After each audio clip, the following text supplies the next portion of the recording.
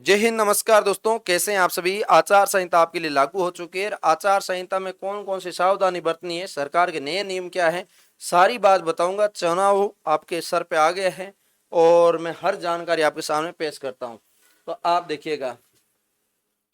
सरकार का नया नियम जारी है, आचार संहिता आपकी लागू है। हर जानकारी बेहतरीन तरीके से एक्सप्लेन कर दूंगा। वीडियो पूरा अंत तक देख के जाना ताकि आपको हर चीज समझ में आ जाए, ठीक है। तो देखो, इसके अंदर इस न्यूज के अनुसार आप हर जानकारी देखेंगे। आज की न्यूज है, अभी अभी की न्यूज है, ठीक है। तो आप देख सकते हैं इसके अंदर आचार संहिता आपकी लागू हो चुकी है। आचार संहिता में कौन क्या काम नहीं कर सकता उसके बारे में भी देखेंगे। और भी बहुत सारी चीजें महत्वपूर्ण है, जो नए नियम क्या लागू है वो भी आपको बात बताऊंगा, ठीक है। तो यहाँ पे आचार संहिता जो एमसीसी जो होता है, आचार संहिता आदर्श आचार संहिता बोला जाता है। चुनाव से सटीक पहले लगाई जाती है और चुनाव की घोषणा के बाद है, जो काम काज के लिए लगाई जाती है। सरकार और मंत्रियों के नियम होता है, वो नियम इसके अंदर लागू हो चुके हैं। और सरकारी कर्मचारियों के लिए नियम भी लागू हो चुके हैं। और इसके अंदर ट्रांसपोर्ट जो आपके हैं, पोस्टिंग के लिए नियम भी लागू हो चुके हैं। इसके अलावा इसके अंदर मैं बात करूं आपके लिए, जो आपकी 309 नगरीय निकाय और यहाँ पे क्षेत्रों के अंदर आचार संहिता लगी, जिसके अंदर 309 नगर निकाय है और 10,245 वार्ड पंच जो पार्षद है उनके लिए है। और इसके अलावा 9 और 11 सितंबर को ये जो चुनाव होने जा रहा है इसके लिए लगाई गई है। और 14 सितंबर को इनका गणना होके आपके चुनाव का रिजल्ट आ जाएगा, इसके लिए लगाई गई है। तो आपके सामने सूचना अधिसूचना जो आपकी 27 अगस्त को जारी हो जाएगी प्रॉपरली। और नामांकन की अंतिम तिथि 31 अगस्त रहेगी। आपके पास 4 दिन का समय रहेगा, आप फॉर्म लगा सकते हैं, नामांकन कर सकते हैं। नामांकन की जांच होगी 1 सितंबर की, नाम वापसी होगी 3 सितंबर की। पहला चरण का चुनाव 9 सितंबर को है, दूसरे चरण का 11 सितंबर को है। चुनाव का परिणाम 14 सितंबर को आ जाएगा। ये सारी चीजें, जिसके बाद आपका जिला प्रमुख का चुनाव होना है।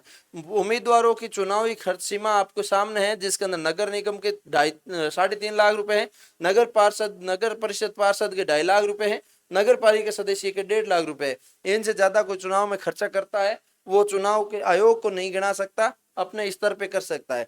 लेकिन करते भी हैं लोग। चुनाव के अंदर पार्षद का चुनाव 50-50 लाख में जीता जाता है। तो ये आपके सामने है। मतदाताओं को प्रभावित करने वाली गतिविधियां आपके सामने है, जो आपकी शराब है, पैसे है, उपहार है, उनके माध्यम से लालच देंगे आपको। वोट एक अनमोल होता है, आप बिना कुछ पैसे लिए आपको वोट देना चाहिए। अब सरकार के नए नियम के अंदर मैं बताना चाहूंगा कि यहाँ पे प्रचार के नए नियम है आपके सामने। प्रचार का नया नियम क्या है, जो वर्तमान के अंदर पद पे है किसी पे, जैसे पिछला पार्षद था, उसको कितने समय के अंदर 24 घंटे में अपना सरकारी संपत्ति पर लगे चुनाव प्रचार को हटाना पड़ेगा, वहां से आपकी कार्रवाई होगी। 48 घंटे के अंदर सार्वजनिक स्थानों पर भी उससे संबंधित मैं चुनाव पार्षद हूँ, मैं थारो पार्षद, वो कौन कर सके, वो पार्षद नुटल हो गया, ठीक है। और 72 घंटा में निजी संपत्ति का भी यहाँ पे अनुचित प्रचार का जानकारी है, जो चुनाव आयोग को उसको देना पड़ेगा, उसको इस्तीफा है जो पद देना पड़ेगा कि आपका जो समय पीरियड है वो खत्म हो चुका है। अब मैं बात करूं प्रचार वाहन के नियम क्या है। प्रचार के लिए संबंधित रिटर्निंग अधिकारी, सक्षम प्राधिकारी अनुमति अनिवार्य है, बिना अनुमति वाहन उपयोग नहीं कर सकता। और इसके अंदर लाउड स्पीकर के भी नियम है। सुबह 10 से लेकर रात 6 बजे तक आप लाउड स्पीकर के माध्यम से उपयोग कर सकते हैं, उसके बाद प्रतिबंध है। अन्य समय में अनुमति आवश्यक हो सकती है। ये सारी जानकारी है।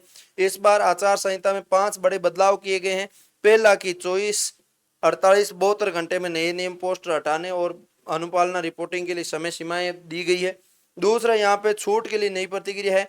अब किसी भी विभाग की सीधी छूट नहीं है, पहले विभागीय स्तर पर जांच होगी, फिर मुख्य सचिव माध्यम से आयोग को भेजा जाएगा, उसके बाद होगा। चुनाव कार्यक्रम के साथ तत्काल प्रभाव से आपके चुनाव की अधिसूचना जारी होते ही संबंधित क्षेत्रों में चुनाव आचार संहिता वो लागू हो जाएगी, ठीक है। अभी आपके 27 तारीख से प्रॉपर आपकी आचार संहिता लागू होगी। और यहाँ पे मैं बात करूं आपके ट्रांसफर और जो पोस्टिंग के नियंत्रण के लिए आपकी स्पष्ट रूप से आदेश जारी हो गया। अनुपालना की शक्ति और निगरानी यहाँ पे जिला कलेक्टरों और जिला निर्वाचन अधिकारियों को नित्य प्रारूप रिपोर्ट भेजना अनिवार्य कर दिया। ये सारी जानकारी आपके सामने मैंने बहुत बेहतरीन तरीके से हर जानकारी आपको दे दी है। किसी प्रकार का किसी को डाउट लगे तो मुझे कमेंट करके जरूर बताइएगा। मैं मिलूंगा किसी नई वीडियो के साथ, तब तक के लिए जय हिंद, जय भारत।